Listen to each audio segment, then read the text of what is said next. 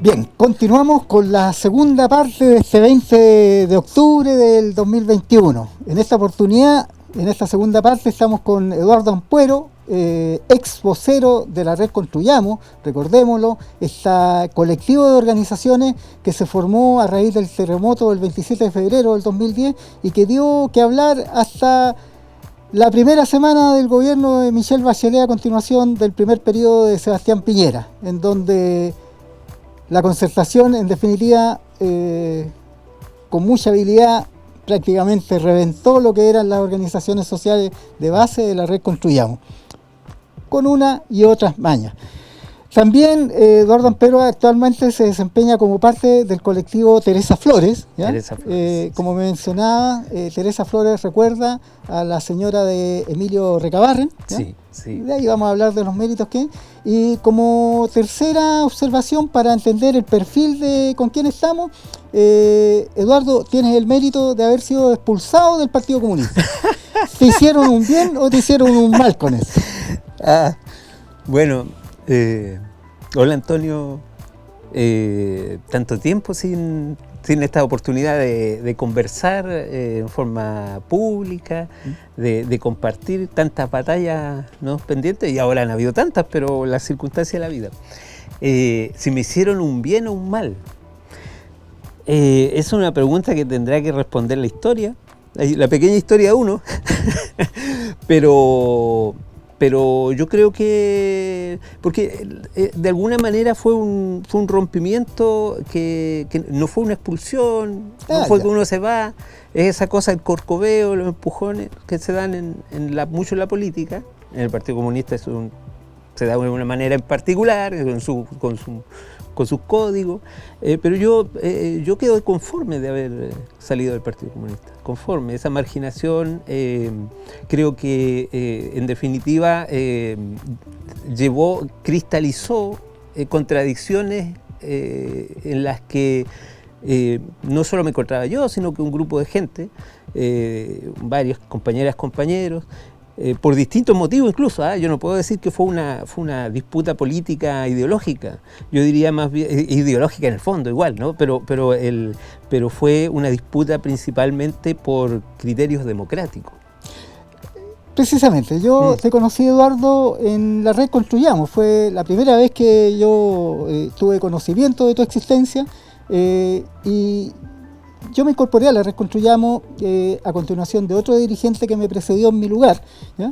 Y cuando te conozco y en el desarrollo de lo que fue la gestión de la red, siempre tuviste una conducta fundamentalmente democrática. Siempre nadie puede decir que no haya sido un hombre de consensos, y que fundamentalmente, sí, uno siempre con sus mañas trata de llevar la opinión para su lado, pero con argumento, con buenas mañas. Siempre te vi en esa posición. Como dirigente de organizaciones medioambientales, fundamentalmente, en varias oportunidades me ha tocado cruzarme con el PC, ¿ya? Que tiene otras mañas bien distintas para llevar la corriente de opinión hacia su lado, y que fundamentalmente pasan por el denostar, por el bloqueo y por algunos muñequeos no muy limpios, que digamos.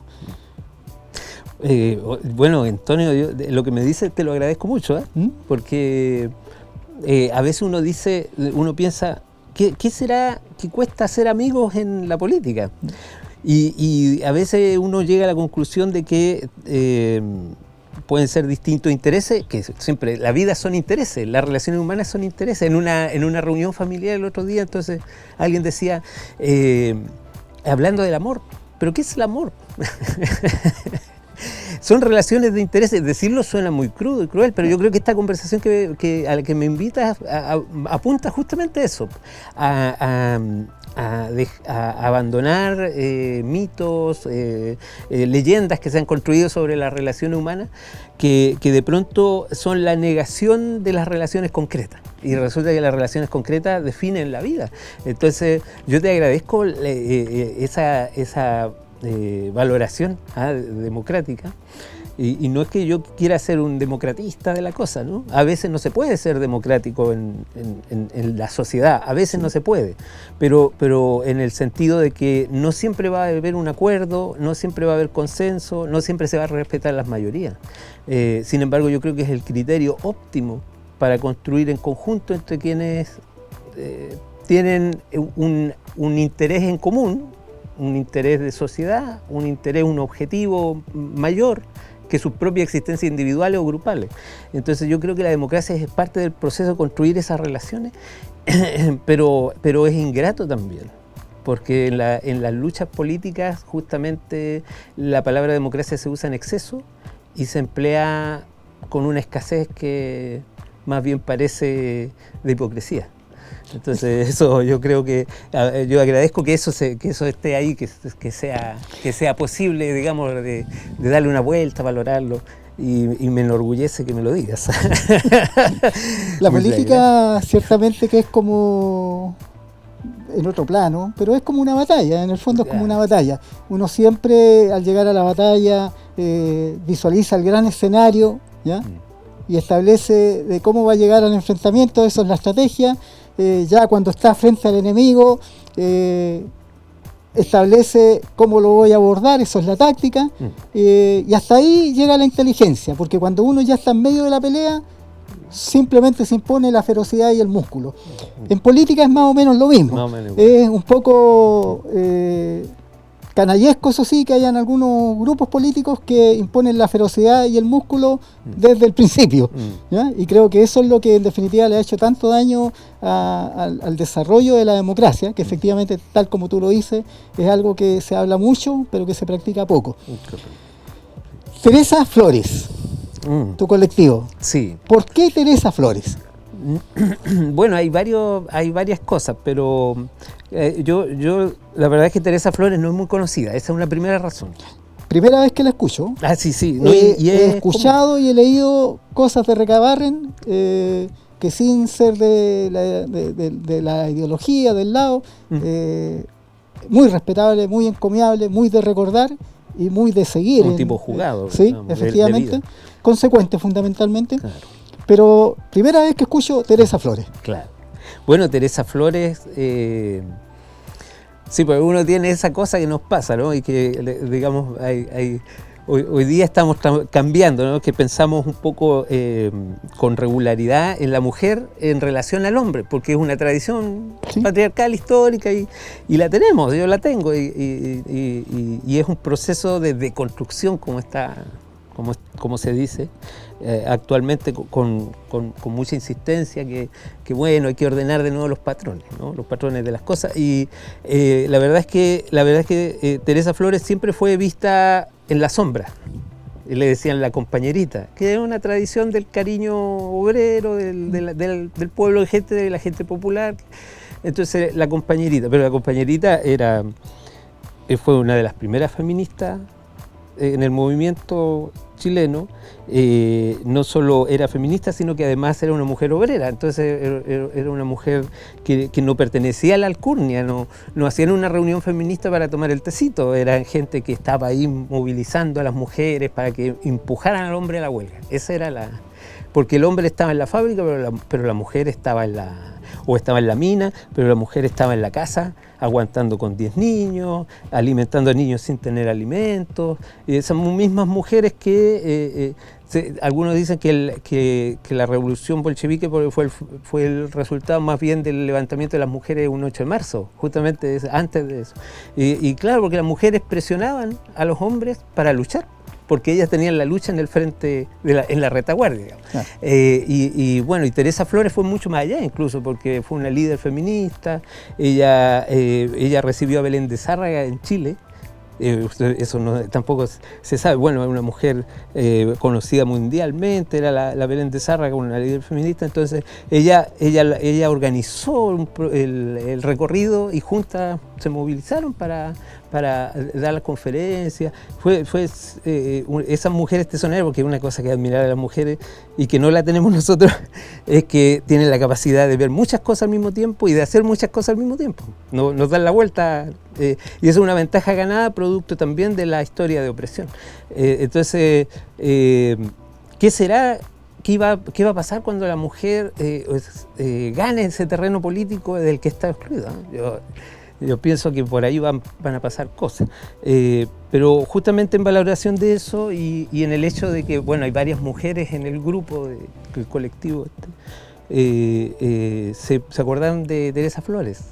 Entonces, de alguna manera se impuso porque había quienes defendieron el nombre, porque había una conversación sobre eso, pero también se impuso este criterio de que, bueno, tenemos que empezar a cambiar esa relación con las mujeres, las relaciones de género que se producen en la actualidad son nuevas, son distintas, hay que hacer una valoración, hay que hacer un rescate, hay que reivindicar.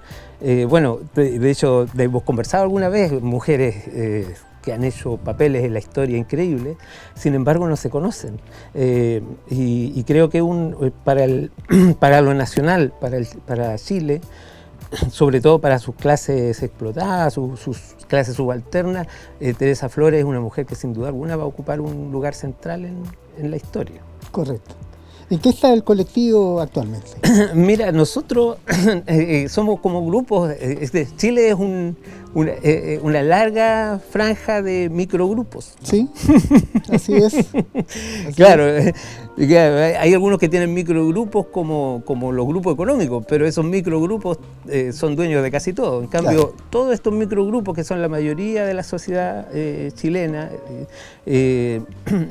no tenemos nada. Lo que tenemos son las ganas, el entusiasmo, y justamente para la revuelta, el 18 de octubre, nosotros, alguna gente, nos juntamos en la calle, nos encontramos conocidos y dijimos, hagamos alguna cosa. Y de ahí empezaron a salir cosas, y por ahí nos juntamos un grupo y empezamos a hacer la política de los chiquitos, a tratar de incidir, a tratar de influir, tratar de reunirse con otros, buscar cómo discutir qué hacemos, porque esto es una ola gigante, pero una ola sin timón. Entonces, si uno está en la política es porque piensa que hay que conquistar el poder.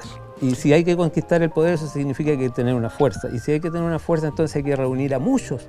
Y todos esos microgrupos no sirven solos. Nosotros nos hemos ocupado de intentar incorporarnos, intentar participar, sumar en lo posible. Nos entusiasmamos, entre otras cosas, y formamos una asamblea, por ejemplo, por acá. Otra gente del colectivo que está en otro lado se integró en otras asambleas, y de ahí de a poquito fuimos compartiendo la realidad política, y entre otras cosas, pero quizás lo más notorio que hemos hecho como actividad fue crear un programa que se llama Asambleando, donde conversamos, invitamos, así como tú me invitas ahora, y este programa que estoy seguro que el nombre dice mucho.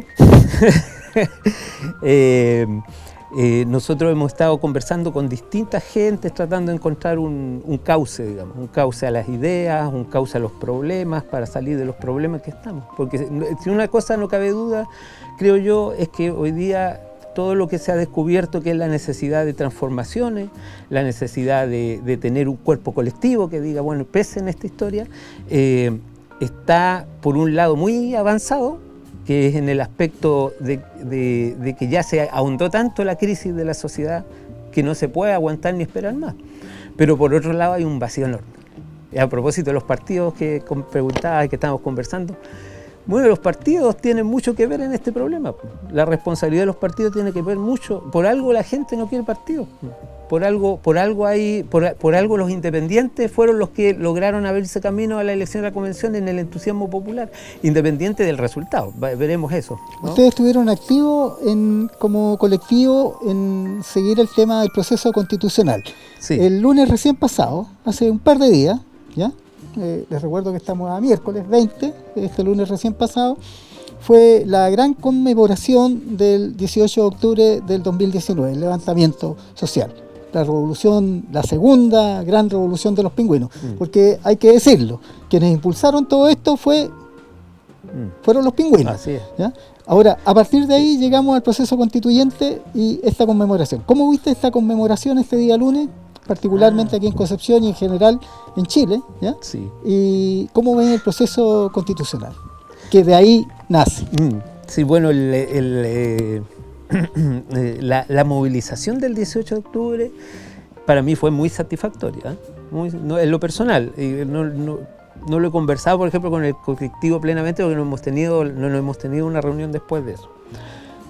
Y a mí me gusta mucho sacar la opinión del conjunto, o sea, me parece más interesante cuando hay más gente que opina que uno, pero puesto en la conversación, a mí me pareció que fue una demostración exitosa de que el espíritu de la revuelta está más que vivo, está en todas las condiciones de desarrollar aquellas cuestiones que son las necesarias herramientas para las transformaciones que necesita Chile para salir de un montón de males que, bueno, hay que verlo desde la crisis climática, porque la crisis climática tiene que ver con este problema de Chile, absolutamente, o sea, el problema del desgaste de las condiciones de vida para la humanidad, porque la humanidad podrá incluso agotarse, pero las especies pueden seguirse desarrollando, o sea, el problema es de la humanidad.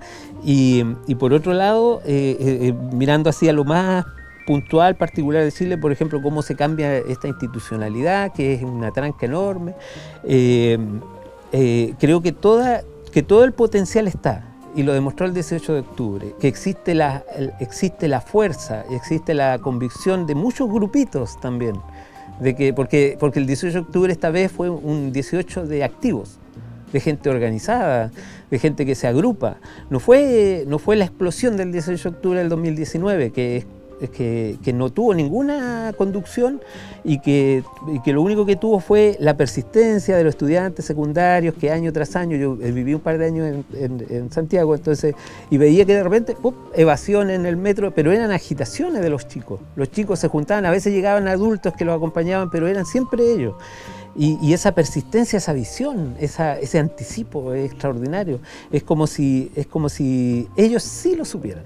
Esto va a reventar por algún lado y nosotros vamos a insistir. ¿Y por qué? Y en el metro probablemente porque el metro es el lugar donde se reúne toda la gente que va al trabajo, que va agotada, que va sufriente, que está cansada de ir al metro y se encuentra con esas condiciones fatales en uno de los mejores metros del mundo, el metro de Santiago, que como estructura. Sin embargo, eso está colapsado, eso está en unos costos que no corresponden, en una ciudad que está... Esa ciudad, yo creo que un terremoto la mata, un 8.8 en Santiago, no sé qué queda.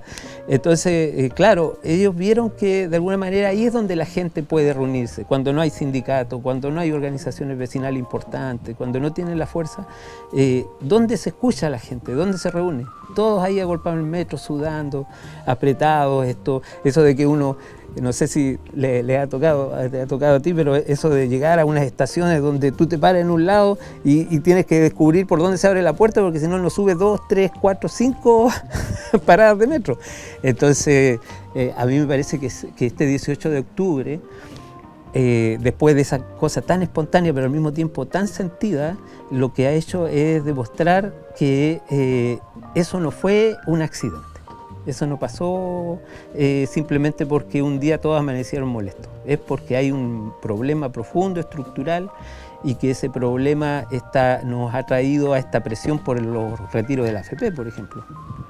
Y ahí hay una pugna que está en una tensión tremenda, enorme, y si no tuviéramos esa energía del que tuvimos recién el 18 de octubre, esa disposición de gente, lo más seguro es que volveríamos atrás. Pero yo quedo conforme en el sentido de que ahí en esa marcha que estuvimos juntos, que nos vimos, que nos encontramos con miles de personas en Concepción, esa marcha yo creo que consagró la voluntad de resolver los problemas que nos impiden enfrentar esto de manera definitiva y sólida. ¿Cuáles son esos problemas? Son problemas de una desconstrucción de movimientos, de una pérdida de propósitos claros, de un cambio en la forma de vida de la sociedad, en las orgánicas de la sociedad, porque cuando el empleo es precario, cuando no tienes día para hacer una convivencia con tus compañeros de trabajo, cuando no existen esas cosas, claro, es muy difícil, pero ninguna forma de opresión tan enorme puede aguantar eternamente. Yo creo que ya está esa energía y por otro lado está el activo. Lo que falta es ponerse de acuerdo y ejercer la democracia, buscar el modo de entenderse, de intercambiar, de saber que en unas cosas sí, en otras no, pero en algunas cuestiones habrá que pensar que unos tienen más disposición para asumir algo y otros otros, y eso tiene que haber como un sentido de hormiguitas, de ponerse de acuerdo en lo esencial. Eso falta. Pero la disposición y la existencia de esa fuerza yo creo que está. No sé qué te pareció a ti, porque nos lo conversamos después de ese día que nos saludamos ahí. Sí. Pero yo creo que quedé conforme y quedé contento al final del día, porque las movilizaciones fueron grandes. No me refiero a la forma, sino que a la masividad. 700.000 personas reconoce la autoridad a nivel nacional. Entonces podemos contar para más. Te quiero recordar una cosa. En la Red Construyamos, la primera gran marcha masiva que se hizo en Concepción la hizo la Red Construyamos, con alrededor de 10.000 personas que nadie se la esperaba, marchando por más de 6 horas aquí en Concepción y sin querer irse para la casa. Gente que llegó marchando de San Pedro, gente que llegó marchando de Chihuayante, ¿ya?, de la Universidad del Biobío, de Talcahuano, que se juntaron acá en Concepción. Me recuerdo que en alguna oportunidad a la Universidad Arce, estamos hablando del primer periodo de Piñera, a la Universidad Arce, en una reunión de la Red Construyamos, llegó la Federación de Estudiantes de la Universidad de Concepción a participar de la reunión, porque querían ver la forma en que nos habíamos organizado los dirigentes sociales de base para darle cuerpo a masivas movilizaciones que ellos esperaban llevar a cabo en adelante, y que terminaron en la toma de prácticamente todas las universidades y colegios en este país. Primer gobierno de Piñera.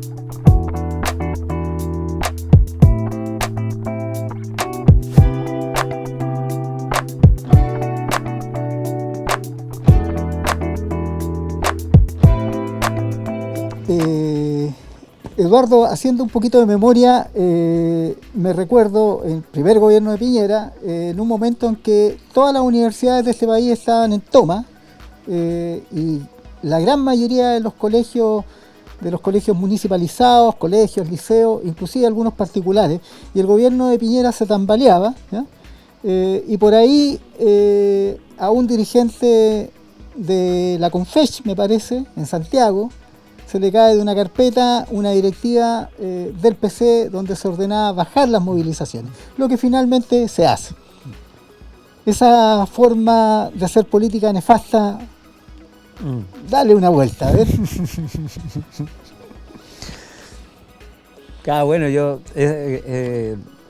para un poco en general sobre eso, creo que el problema muy serio que separa a los partidos de la sociedad, el hecho de que ni siquiera le ofrecen una piscolita, sino que vamos pasando la máquina nomás, ¿no? Que es una costumbre que no sé si se desarrolló con la dictadura o se desarrolló con la marginalidad política.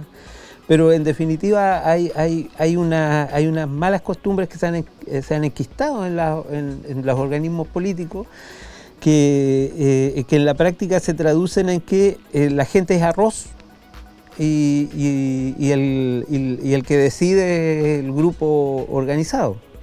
Yo pienso que en esta época, dadas las cosas como están, tiene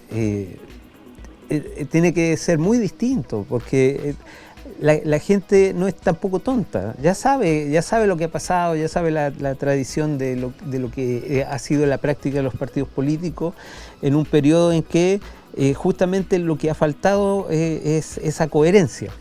Entonces, eso es lo que me cuentas tú, quizás no es lo mismo, pero me recuerda a Peña y Lillo. el que casi fue candidato de nuevo aquí. Sí, sí. Sí, le estaban pegando una lavada con cloro, lo estaban pasando por debajo de la alfombra y venía derechito a ser candidato, iba a emerger perfumado. ¿Cómo podría decirse? Recuérdame, Peñailillo, el que fue ministro. El encargado del financiamiento irregular de la campaña de Bachelet. Así es, claro, el ministro de Bachelet, que fue presidente de Federación de Estudiantes en la época que yo estudiaba. Claro.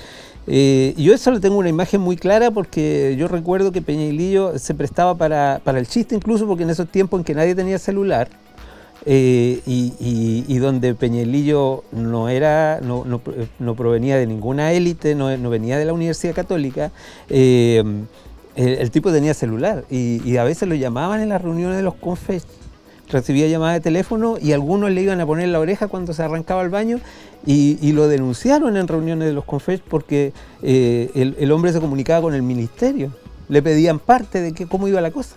Se monitoreaba internamente desde las mismas reuniones de las federaciones de estudiantes, en medio de las movilizaciones. Entonces, ese todo vale, ese Maquiavelo mal entendido, creo yo, que es que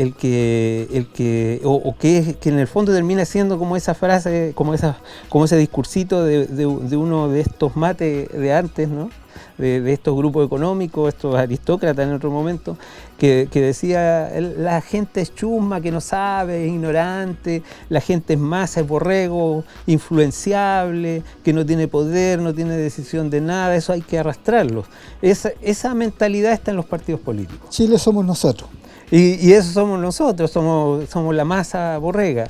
Y entendidos así, entonces solo basta hacerle lo que hacía Van Rieselberghe cuando iba a la Aurora de Chile en el momento después del terremoto, que la gente no tenía ninguna causa de reconstrucción, pero le fueron a ofrecer a los comités más precarios que les iban a regalar cosas, le iban a dar el beneficio de la reconstrucción, de los programas de reconstrucción y además subsidios, o sea, iban a ser más ricos que los demás pobladores subvencionados por el sistema de vivienda, y le llamaban los regalones y los cebaba el lomo. Entonces basta eso nomás, mientras ya sabemos lo que son los clanes Van Rieselberghe, los clanes Ortiz, los que son dueños de la política, en realidad ven al pueblo como una cosa animalesca, como una cosa que no tiene capacidad de pensar, de decidir, que no tiene voluntad. Y eso, bueno, lo que tú me refieres, también habla de... Hay unos sistemas en la cabeza de la gente, digamos así, de los dirigentes políticos, que dicen, bueno, que se hace más amable. Ellos quizás no entienden bien lo que necesitan. Yo le voy a ayudar a que lo entiendan. Y como no saben bien cómo conducir sus problemas, yo se los voy a conducir, pero para eso, ¿no es cierto?, tengo que disponer las cosas sin mayor consulta, sin ejercicio democrático. Yo creo que eso colapsó ahora el 18 de octubre de 2019, terminó de ser denunciado y puesto en evidencia, y los partidos políticos, en la medida que hagan lo mismo, cada vez se van a hundir más. No hay una solución en los partidos políticos en cuanto sus prácticas son estas que se coinciden justamente con aquellos que incluso debieran ser los adversarios, es decir, los dueños del poder económico, aquellos que se sienten en una aristocracia superior, que no se mezcla con la realidad del pueblo, ese inquilinaje que hay que azotar para que vaya sabiendo quién es el jefe. Bueno, finalmente terminan coincidiendo, es como si se emparentaran y se volvieran parte de la misma maquinaria. Yo no digo que no tenga remedio, pero el hecho es que esa ha sido la práctica en general de los partidos políticos hasta el presente. La izquierda y la derecha unida jamás será vencida. Parece que ha sido como el lema de la vuelta a la democracia aquí en Chile. Vamos a cambiar un poquito de tema, pero en realidad vamos a seguir hablando de lo mismo. En el fondo vamos a seguir hablando de lo mismo. El estallido social, cuando revienta, muchos personeros de gobierno, inclusive de los partidos políticos, denunciaban lo excesivo de la violencia de las protestas. Por ahí alguien, me recuerdo en alguna parte lo escuché que les señalaba, bueno, no repusieron la educación cívica como lo habían comprometido la Concertación, y esto de común acuerdo, la Concertación y la derecha no repusieron la educación cívica hasta el día de hoy, esquilmaron todo lo que era el financiamiento de las actividades culturales, como no fuera a los amigos y a los compadres, y no iban a querer una revolución cultural, por supuesto. Bajo ninguna forma se iba a dar eso. ¿Qué se dio en el estallido social? Se dio la excesiva violencia, violación de los derechos humanos. Recordemos que Piñera está denunciado en La Haya, ¿ya? Existen 2 denuncias, ¿ya? La que hace el Instituto Nacional de Derechos Humanos o una de los organismos de derechos humanos chilenos, ¿ya? No el Instituto Nacional, no. Ahora tiene otro nombre, pero no importa. Pero es un organismo relacionado con los derechos humanos de Chile, más una asociación de abogados y otros más que lo denuncian desde Chile, ¿ya? Con apoyo de un organismo internacional, y existe hace una primera denuncia, ¿ya? Por violación de los derechos humanos en contra de Piñera, hecha por un abogado chileno que está radicado, me parece, en España. El nombre no me lo recuerdo, pero de ahí vamos a tratar de buscarlo y señalarlo, porque tiene un gran mérito, ¿ya? Sí. Pero dentro de esto se dan algunas cosas que son curiosas y gravísimas y que están pasando pero solapadas. Una de ellas es que dentro de este contexto de graves violaciones de los derechos humanos, existe un general director de Carabineros, ¿ya? Estamos hablando en lo más álgido de las protestas, que les promete impunidad, esto está grabado, ¿ya? Y a pesar de que lo bajaron, ha sido replicado tantas veces que todavía el audio es encontrable ahí en las redes. Ahí está el eco dando vuelta. Está el eco dando vuelta, donde el general director de Carabineros le promete impunidad a sus hombres ante los requerimientos por parte de la justicia por las violaciones precisamente de derechos humanos en los que ellos estaban incurriendo. O sea, si promete impunidad, uno es porque estaban conscientes de que estaban violando los derechos humanos. Pero si promete impunidad al general director de Carabineros, ¿quién le prometió impunidad a él? Justamente. ¿Qué te parece esto? Claro, justamente. A todo esto, mientras tú hablabas y nos tratamos de acordar quién fue que puso la querella, busqué querellas contra Piñera y me salió muy larga la lista, entonces no alcanzaba a buscarlo. Pero es que Piñera tiene un récord, digamos. Yo creo que esa locura suya de autoexponerse, porque entre todos más o menos, no sé quién ha hecho cosas peores. Pero justamente es esto que ocurre ahora con la revuelta popular del 18 de octubre en adelante. Yo creo que hace más violento y descarnado lo que venimos viviendo en corrupción de ahí para atrás, ¿no? Solamente que de ahí para atrás la gente, cada uno llevaba su carrito, su carga, ¿no es cierto?, cabizbajo, cargando todos los días la carga de ida y de vuelta, de ida y de vuelta. Después del 18 de octubre, la explosión social hizo que el Estado y todos los intereses ligados al Estado, que digamos ligados a lo que de verdad importa para esta élite social que es la ganancia, llegó a un punto en que se volvió violento, se hizo muy, muy evidente, y además se hizo frente a un pueblo que se sintió unido.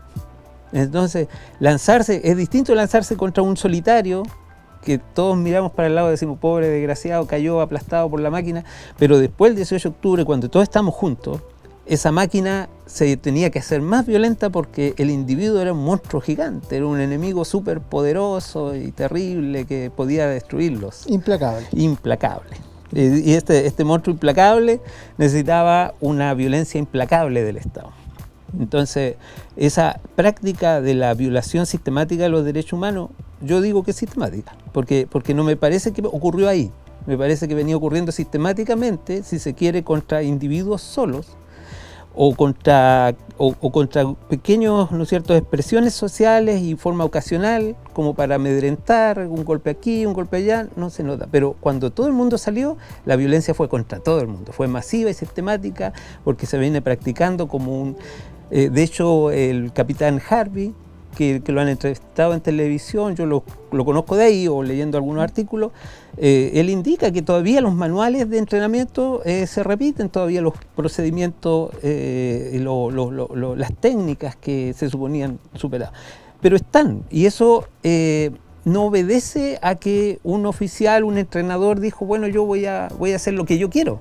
Bueno, la señora Bachelet siguió enviando, me recuerdo que el último envío fueron alrededor de 200 oficiales y suboficiales del Ejército de Chile a la popularmente conocida Escuela de las Américas. Le han cambiado el nombre, pero sigue siendo lo mismo. Claro. Es una escuela de terrorismo. Claro. En el fondo, donde enseñan, por ahí anda también en internet encontrable el manual de instrucción que enseña cómo torturar, cómo en definitiva, inclusive deshacerse de enemigos de manera, por nada, de ninguna forma legales. ¿ya? Claro. Claro. Y bueno, y también el Fuerte Aguayo. Claro. O sea, son cuestiones que están ya planificadas antes de que las veamos.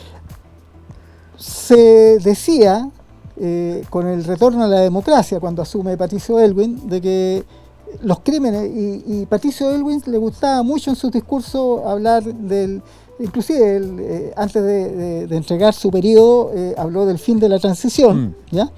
Porque la transición había pasado y dijo que el Ejército de Chile, las Fuerzas Armadas en general y de orden ya no eran las mismas, que lo que había pasado nunca iba a volver a ocurrir, y sin embargo vimos que lo que había pasado volvió a ocurrir.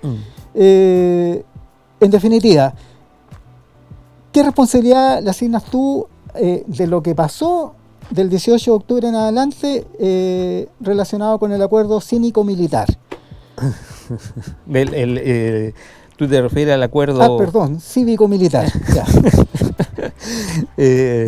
Claro. ¿Qué responsabilidad tienen los partidos políticos en lo que pasó, en las graves violaciones a los derechos humanos producidas a partir del 18 de octubre del 19? O sea, yo creo que ese acuerdo es muy anterior al acuerdo del 15 de noviembre, anterior incluso a cierta componenda que tiene que haber para poder ejercer esos niveles de violencia y que nadie haya dicho renuncia a Piñera. Los partidos políticos no levantaron la voz. Jacqueline Van Rieselberghe dice que el gobierno de Piñera estuvo a punto de caer y sin embargo cuando tuvo un 4% de aprobación, recordemos que Piñera pedía la caída de Maduro y sí. inclusive ¿Cómo puede ser un hombre tan malo? Cuando tenían un 26% de aprobación y cifras similares, pero Piñera con un 4% de aprobación siguió gobernando porque fue la época más prolífica de mandar proyectos, ¿cómo se llama? Nuevas leyes, proyectos de leyes al Congreso, y todas básicamente fueron estudiadas y aprobadas. ¿Ya? O sea, fue sostenido ahí por los partidos políticos. Claro, y quizás no, Antonio, tenemos que remontarnos a algo que yo creo que todo el mundo, yo creo que todo lo que conversamos nosotros de alguna manera todo el mundo lo sabe, Quizás la novedad es el hecho de que se comparta públicamente, de que se diga, de que se transparente, porque estamos acostumbrados a dar por cierto que el 5 de octubre de 1988 se abrió el camino a la democracia. Y que eso, luego viene Patricio Aylwin y que producto de eso se abre la transición a la democracia.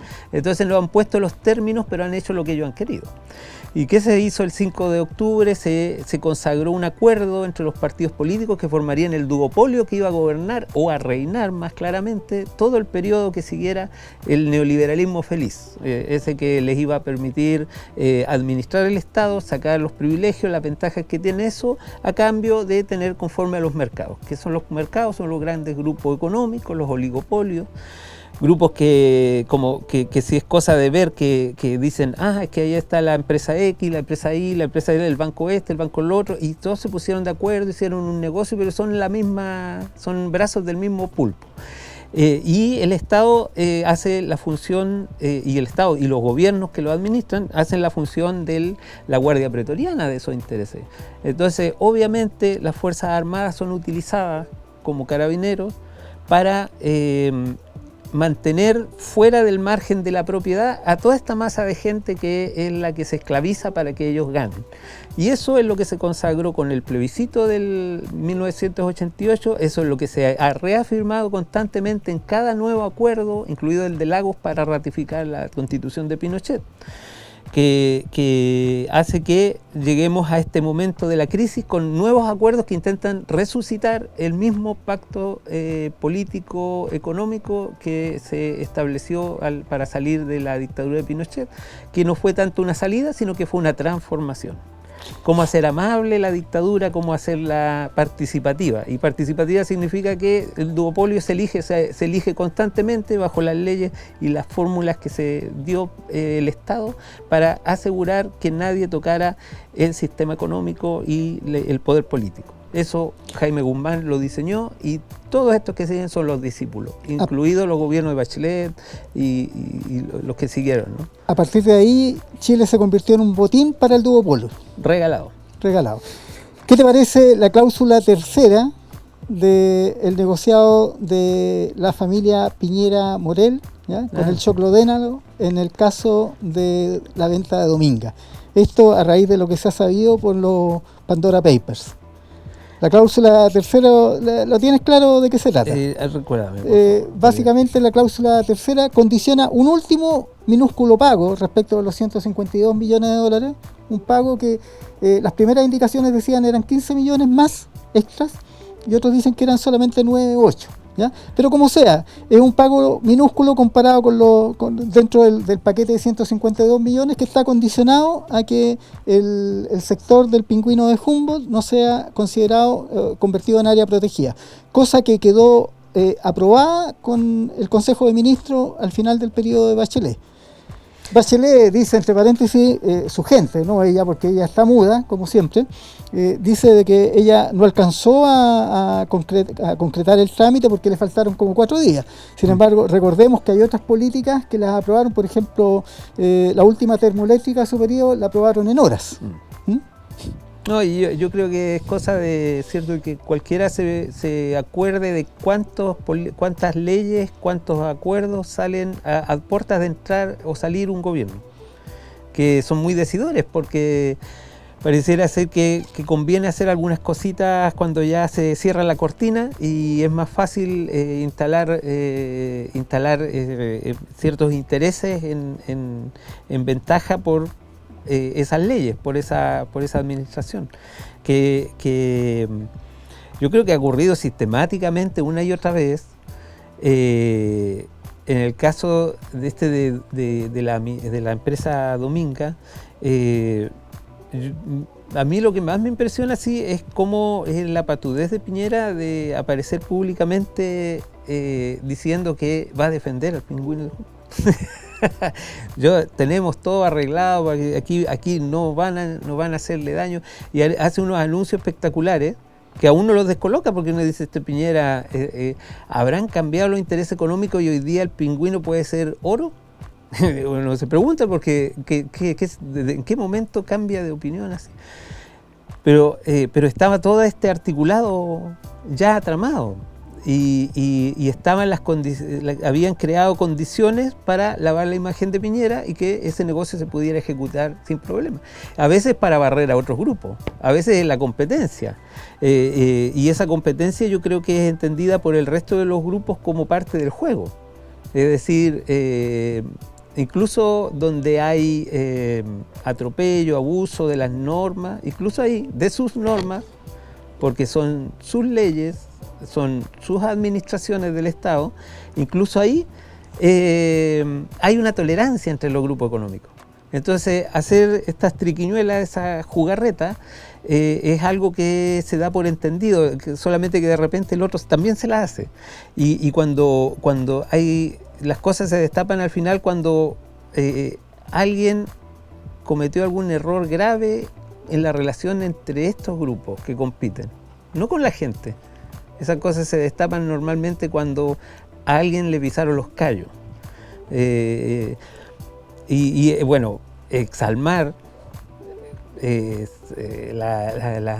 ocurrió en el mismo tiempo, lo de la empresa esta Imán, todos tienen movimientos de este tipo de jugadas de una política pública, la apariencia, y por otro lado se planifica y se articula una salida de ganancias, como en el caso de Exalmar, que por ceder un poquito de territorio, ¿cierto?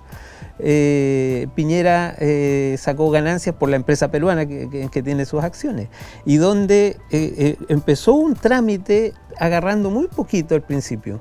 Digamos que los grupos económicos, las empresas que empezaron a mover ese juego de la negociación, de quién compra, quién vende, aparentemente empezaban de a poquito, y a través de distintas empresas Piñera se hace finalmente de un 10% prácticamente de la empresa Exalmar. Y a la par que hace eso, en las negociaciones en La Haya por el problema limítrofe con Perú, de borde marítimo, Piñera en un momento baja los brazos y se le va a lo patriota con lo que se ha llenado la boca, y se baja los brazos y de repente se pierden millas de territorio marítimo.